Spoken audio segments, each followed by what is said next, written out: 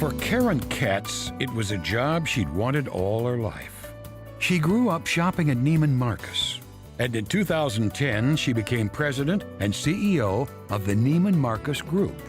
Neiman Marcus and Bergdorf Goodman stores, Last Call, and Neiman Marcus Direct, the fast-growing e-commerce direct-to-consumer sales unit.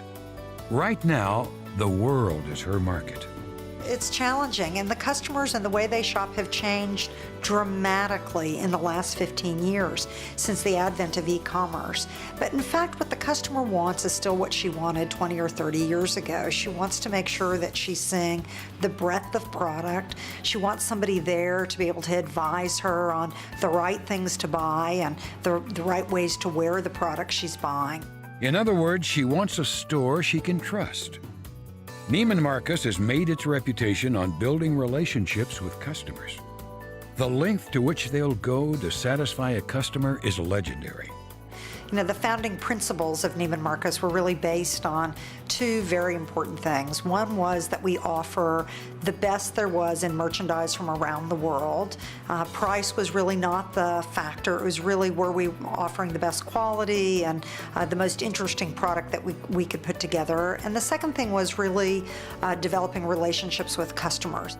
Growing up in Dallas, she's a case study in how that kind of relationship can grow.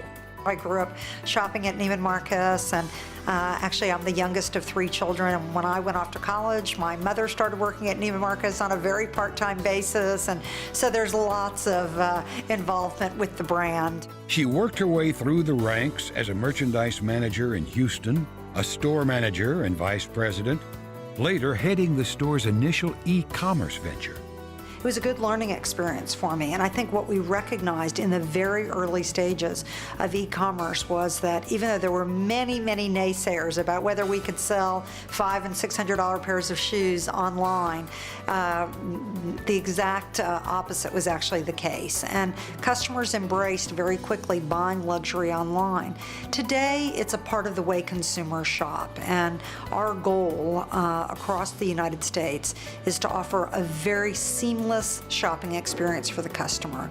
She either starts her customer shopping, her journey online and does research and then comes into our stores, or she comes into our stores and checks out the product and then goes home and does her shopping after her kids are in bed and asleep, so that she can have a little bit of peace and quiet to do her shopping on her own.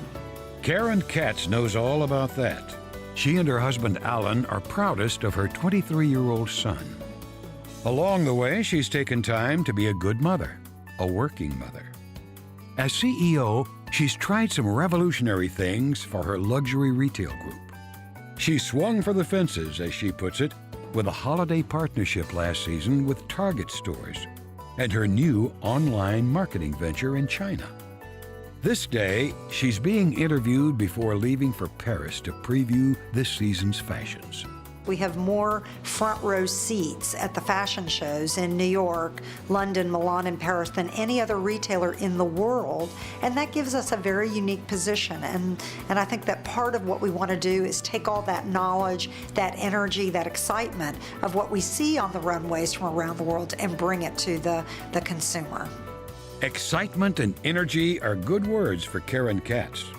Does she ever get tired of her whirlwind job?